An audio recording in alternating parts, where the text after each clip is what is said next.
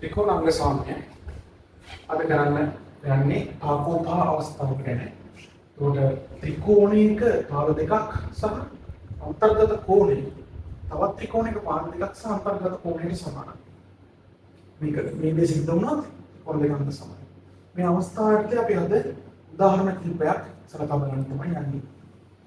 ඒකට මේ තියෙන උදාහරණ එක මම උදාහරණ කිහිපයක් කරනවා. මේ මගේ පළවෙනි උදාහරණය. මෙතන ත්‍රිකෝණ තුනක් තියෙනවා. එතකොට ඔයාලා පෝස්ට් කරලා බලන්න මේ ත්‍රිකෝණ තුනේ මොන ත්‍රිකෝණ යුගලයේද අංග සමගින් කියලා. විශේෂයෙන්ම මේකේ මම එකක් කියන්නම් ආකෝප අවස්ථාවයක් තමයි ඔයාලා බලන්න ඕනේ. පෝස්ට් කරලා බලන්න මොන ත්‍රිකෝණ දෙකද අංග සමගින් කියලා. සහ ඒකට හේතුව මොකක්ද කියලා බලන්න. නම් මම ඒක කරන්නේ නැහැ.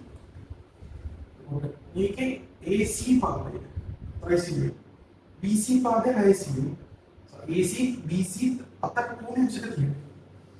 අපිට මේ ත්‍රිකෝණ දෙක ගත්තාම AC පාදය හැසියි PQ පාදය හැසියි. AC පාදයට PQ පාදය සමානයි. BC පාදයට QR පාදය සමානයි. හැසියි. නමුත් AC BC අතර කොනේ විශේෂ තියෙනවා. මෙතන එතකොට විශේෂ කියලා තියෙන්නේ PR to QR to අතර කොනේ. එමුණු PQ to QR to අතර කොනේ නේ විශේෂ කියලා. ඒකට මේ දෙක ගත්තාම අංග සමයි කියලා අපිට කියන්න අවශ්‍ය කරුණු මේක නැහැ. මේක කවුරු හරි දාලා තිබ්බොත් අංශක කියලා කියලා ගන්න මේක තමයි. මේ කොහොමද අපි දන්නේ නැහැ. ඒ වින්දා අංග සමයි කියලා කියන්න බෑ.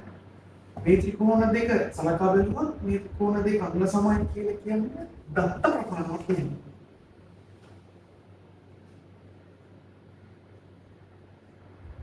එනවා බලමු මේ ABC R ත්‍රිකෝණ සලකා බලමු.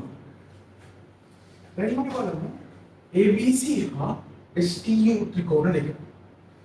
එතකොට ඒක AC පාදය 4යි SU පාදය 6යි. TU පාදය 4යි. එතකොට AC පාදයට TU පාදය සමානයි. BC පාදයට SU පාදය සමානයි. මේ AC සහ BC අතර කොහොමද කියන්නේ? SU සහ TU අතර කොහොමද කියන්නේ? එතකොට ABC හා STU ත්‍රිකෝණ දෙක අංග සමානයි. ආකෝප අවස්ථාවේදී මේ අංග සම ලකුණ මේක කියන්න අපි ඊළඟ උදාහරණයක කොහොමද පැහැදිලිව ත්‍රිකෝණ දෙක අංග සම කියලා ලියලා ඒක විදිහක් තියෙනවා. ඒ විදිය ලස්සනට ඉදිරිපත් කරනවා. මේකේ පළවෙනි උදාහරණය නිසා යම්කිසි අදහසක් තමයි දෙන්නේ. විසි ත්‍රිකෝණයේ අංග සමයි STU ත්‍රිකෝණය.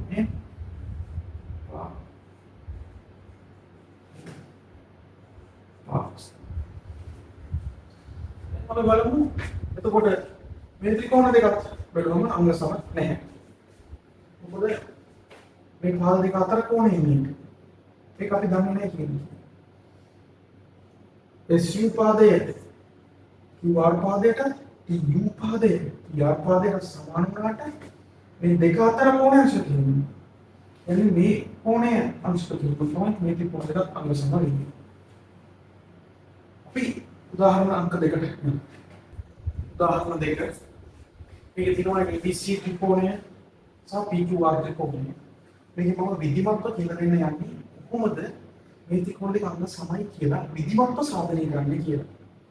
right මේ පියවර කාමක් වලකට මේ මම ලියන ඉතිරි පියවර වල කීපයක්.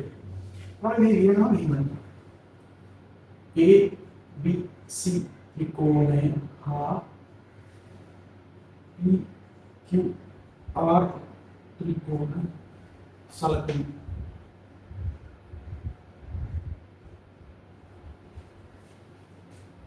මේකේ AB පාදය PQ පාදයට සමානයි. ඒක අපි ලියනවා AB පාදය PQ පාදය. G ඇති දත්ත.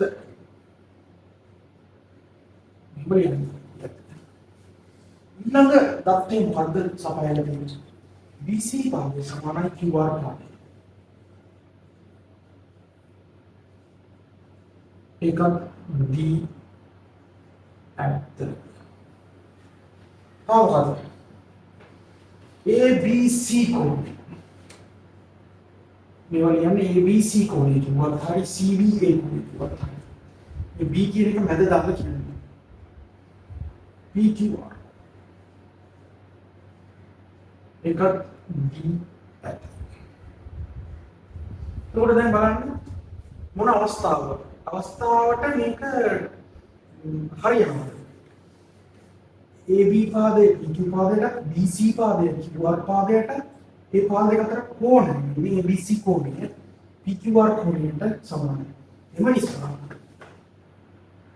ABC ත්‍රිකෝණය අංග සමනයි PQR ත්‍රිකෝණය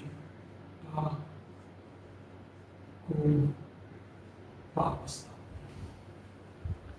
ඊට පස්සේ මේකේ තව දෙයක් තියෙනවා.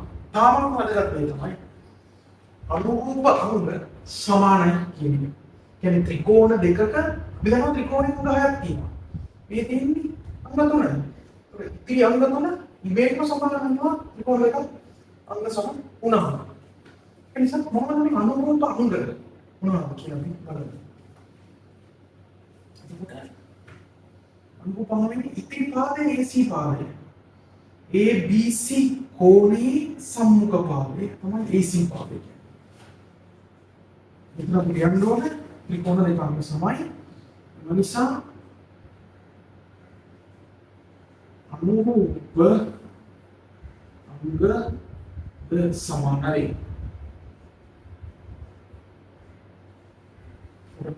රූපාංග AC පාදය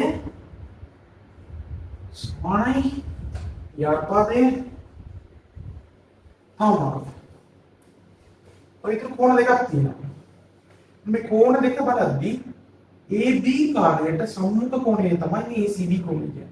AB පාදයට සමාන පාදයේ PQ පාදය. එමන් PQ පාදයට සම්මුඛ කෝණය කියන්නේ PRQ කෝණය. නිසා ACB මේක ACB වතරි BCA කිව්වා. හරි. PRQ. අනිත් එක BAC ඒ විදිහට නැහැ. BC පාදයේ QR පාදයට සමානයි. අනුරූප අංගය වෙන්නේ BC පාදයේ සම්මුඛ කෝණය BC කෝණය. QR පාදයේ සම්මුඛ කෝණය QPR කෝණය. මේ අනුරූප අංග හඳුනා ගැනීම අතිශය අත්‍යවශ්‍යයි. තාමත් වැදගත්.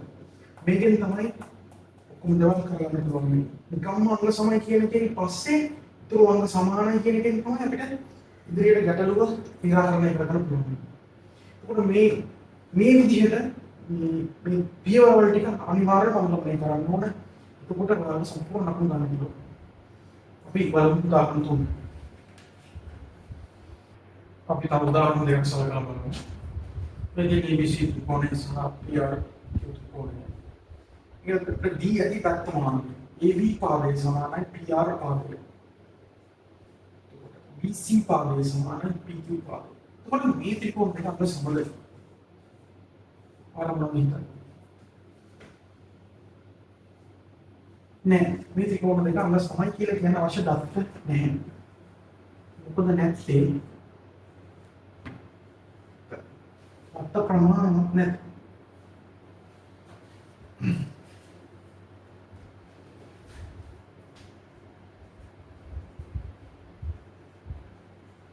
මොකද මේක බැලුමට අංශ ගණනක් වගේ තිබ්බට මේ කෝණය ගැන කිසිම තත්ත්වයක් දීලා නැහැ. එතකොට කෝණ දෙකක පාද දෙකක් පමණක් සමාන වෙන්නේ.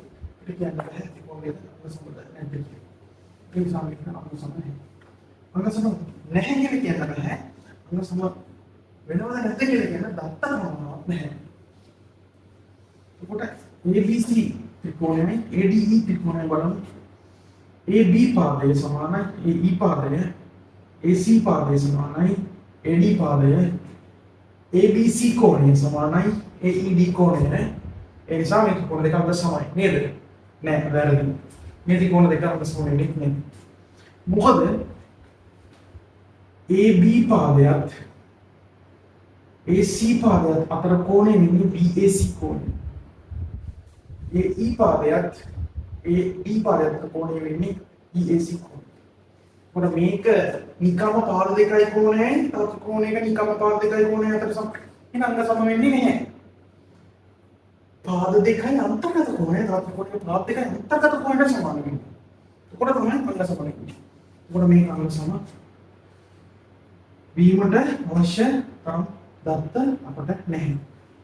දත්ත ප්‍රමාණවත්. ගොඩක් කට්ටිය කරන වැරද්දක් තමයි පාද දෙකයි කෝණයයි පාද දෙකයි කෝණයයි සමානයි අංග සමයි. ඒක සම්පූර්ණ වැරදි.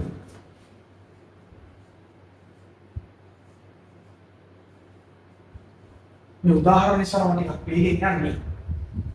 ටිකක් අමාරු කටයුතු කිහිපයක් අපි ලස්සනට කරන විදිහ සාධනය කරන විදිහ පිළිවෙලින් බලලා කරනවා. උදාහරණයක් මේක තියෙනවා ACB ත්‍රිකෝණයයි CDE ත්‍රිකෝණයයි. අපිට මේකේ දීලා තියෙන දත්ත මොනවද කියලා බලමු. AB පාදය DE පාදයට සමාන සහ සමාන්තරයි. මේ අපි කියන්නේ සමාන්තරයි කියලා. මේ අපි කියන්නේ සමාන කියලා. ඒතකොට අපි ලියා ගමු මොකද්ද දීලා තියෙන දත්ත කියන්නේ. B ත්‍රිකෝණය හා BCE ත්‍රිකෝණය සලකමු. AB පාදය සමානයි DE පාදය. ඒ වගේම BF. එතකොට තව දෙයක් දීලා තියෙනවා AB සමාන්තරයි DE. එතකොට ඔයාලා මොකද්ද කියන්නේ? AB සමාන්තරයි DE නම් ඔයාලා grade 9 8 9 වල ඉගෙන ගන්න ඇති පාද දෙකක් සමාන්තර සරල රේඛා දෙකක් තීරයක් රේඛාවකින් ඡේදනය වන විට සෑදෙන ඒකාන්තර කෝණ සමානයි කියන ක්‍රමය ඔයාලා කලින් ඉගෙන ගන්න ඇති. ඒකට අනුව AB සමාන්තරයි DE නම් මෙන්න මේ කෝණ දෙක සමාන වෙනවා. අපි දීලා තියෙන දත්තෙන් මුලින් බලුවම ABC ත්‍රිකෝණයේ BC පාදය සමානයි CD පාදය. එකත් ඊළඟට මොකද ABC කෝණය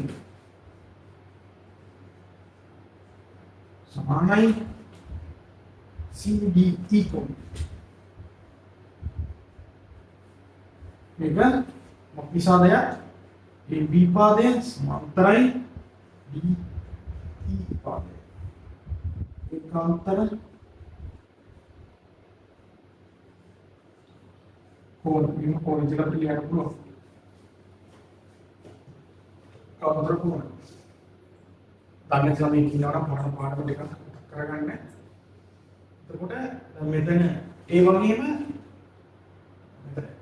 AB පාදය සමානයි DE පාදය, BC පාදය සමානයි CD පාදය. තව මේ පාද දෙකයි අන්තර්ගත කෝණය. මේ පාද දෙකයි අන්තර්ගත කෝණය සමානයි. එම නිසා ABC කෝණය අංග සමානයි CD.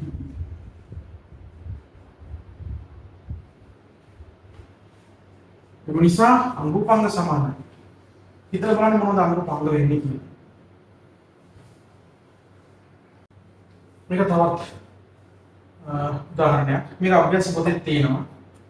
මේකේ ABC හා BCD කියන ත්‍රිකෝණ දෙක. ඒකට මේකේ දීලා තියෙන දත්ත මොනවද? AB සමානයි BC. අනිත් එක මොකද? ABC කෝණය සමානයි BCD කෝණය. ABC මෙන්න මේ කෝණය සමානයි BCD කෝණය.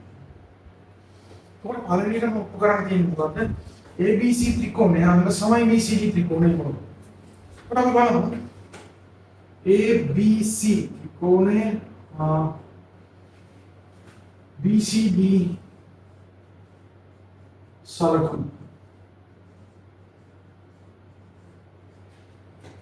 එතකොට AB සමානයි CD D ඇත.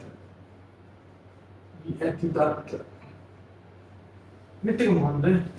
අරක තියෙන්නේ තමයි ABC කෝණය සමානයි BCD කෝණය D ඇත. තාම මොනවද අරකට තියෙන්නේ? ABC ත්‍රිකෝණයයි BCD ත්‍රිකෝණයයි පොදු පාදයක් තියෙනවා. ඒක BC. එතකොට BC පොදු පාදය.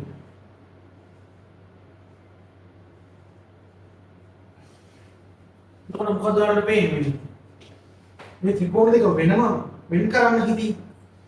ABC ත්‍රිකෝණයේ BC පාදය පොදුයි. එතකොට AB සමානයි CD, ABC කෝණය සමානයි BCD කෝණය, BC පොදුයි. පාද දෙකයි අන්තර්ගත කෝණයයි. ABC ත්‍රිකෝණයේ පාද දෙකයි අන්තර්ගත කෝණය. BCD ත්‍රිකෝණයේ පාද දෙකයි අන්තර්ගත සමානයි. එතකොට ABC ත්‍රිකෝණය අංග සමයි BCD ත්‍රිකෝණ. එකනේ මොන අවස්ථාවකද කියලා ලියන්න ඕනේ. එහෙම නැත්නම් මේක අපහොල ඉව වෙනවා මෙතන.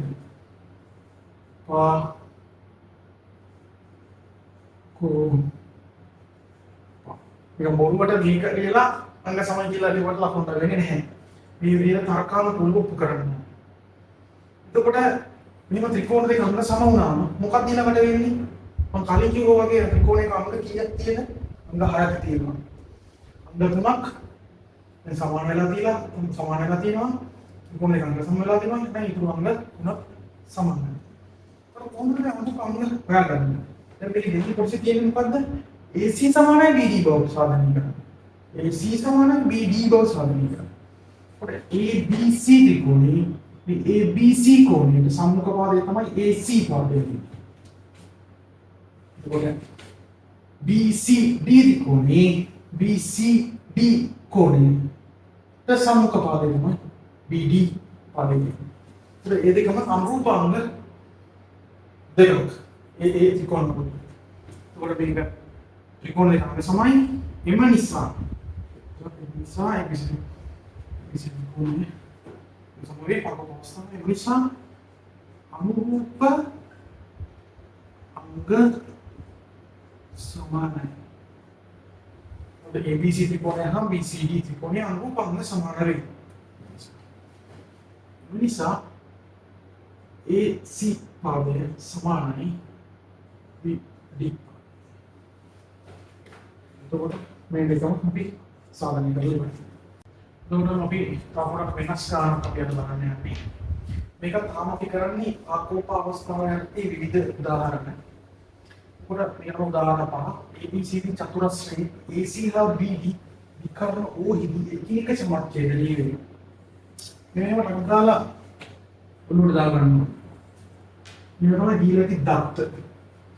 මොකද කරන්න තියෙන්නේ? මේ OD ත්‍රිකෝණය අංග සමයි BOC ත්‍රිකෝණය බව. දෙවෙනි කොටසේ කියනවා AD හා BC රේඛා සමාන්තර බව. මේ වගේ ප්‍රශ්න වලදී සාමාන්‍යයෙන් පළවෙනි කොටසේ මේ උපකරණ එක පරීක්ෂා කරන්න පුළුවන් දෙවෙනි කොටසේ. පොඩි ඒකෙන් පොඩි මේ අවබෝධයක් අපි ඒක ගැන තියෙන්න ඕන. පාවිච්චි කරලා මේ කොටස එක සම්බන්ධයි කියන්නේ. උපුරු මම දැන් ABCD චතුරස්‍රය යනවා.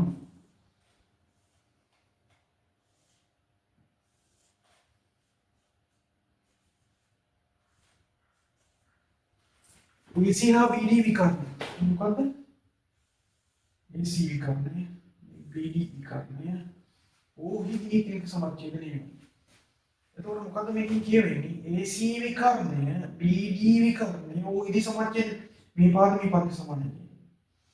BD විකර්ණය, AC විකර්ණය සමච්ඡේදනය කරනවා කියලා කියන්නේ AO පාදය OC පාදයට සමානයි. පාද මේ විකර්ණය විතරයි සමච්ඡේදනය. එකිනෙක සමච්ඡේදනය කියන්නේ අර්ථය මේ. ඒක අපි දන්නවා මේ අපේ මොකද ඔප්පු කරන්නේ මේ AOD ත්‍රිකෝණය අංග සමයි BOC ත්‍රිකෝණය බව. අපි ගමු AOD ත්‍රිකෝණය හා POC ත්‍රිකෝණය සලකමු. මොකද කීයද කියන දත්ත මොනවාද? විකර්ණ මොහිදී සමච්ඡේදනය වෙනවා කියන කැලේ අපිට අල්ල ගන්න පුළුවන්. AO සමානයි OC ඉත. ඉතින් BO සමානයි OD DF. මොකද්ද? අපි කලින් කිව්වා මේ හොඳට මතක තියාගන්න ඕන. සරල රේඛ දෙකකින් ඡේදනය වෙනවා නම් රේඛ දෙකකින් ඡේදනය වෙනවා නම් ප්‍රතිංග කෝණ සමානයි. එතකොට මෙතන අපිට පුළුවන් මේ කෝණ දෙක සමානයි. මොකක් නිසාද? ප්‍රතිංග කෝණ නිසා. AOD කෝණය BOC ප්‍රතිංග කෝණ. මෙහෙම ලියන්න ඕන.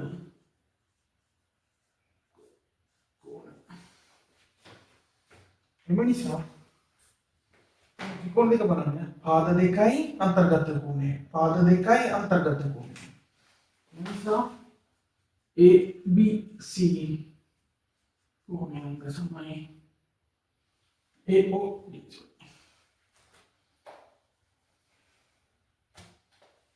AOD කෝණය සමයි BOC. පළවෙනි කොටස සාධනය කරලා ඉවරයි. මොන අවස්ථාවකද?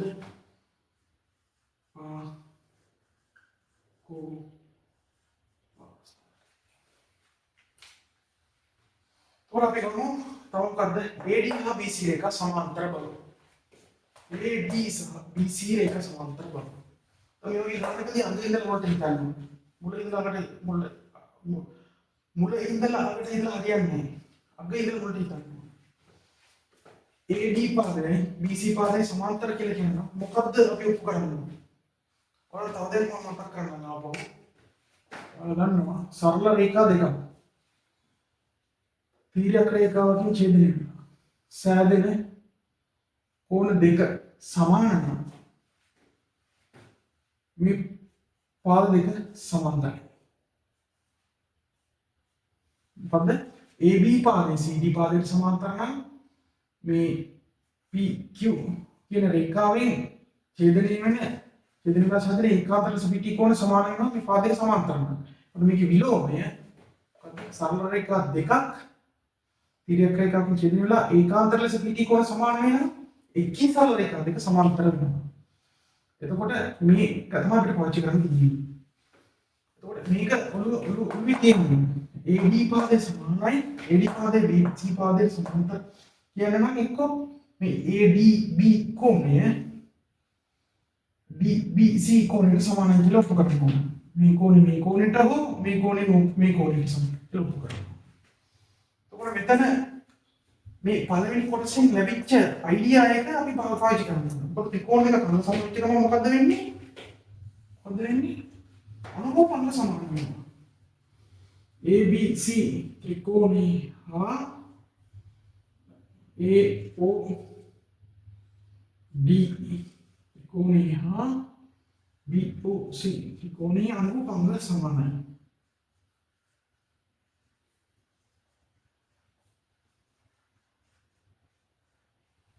මොකද අනුකෝපන සමානයි ත්‍රිකෝණ දෙක අංග සමානයි. එතකොට බලන්න AOD ත්‍රිකෝණී AO පාදයට සමාන වෙලා තියෙන්නේ BOC ත්‍රිකෝණී OC පාදයට.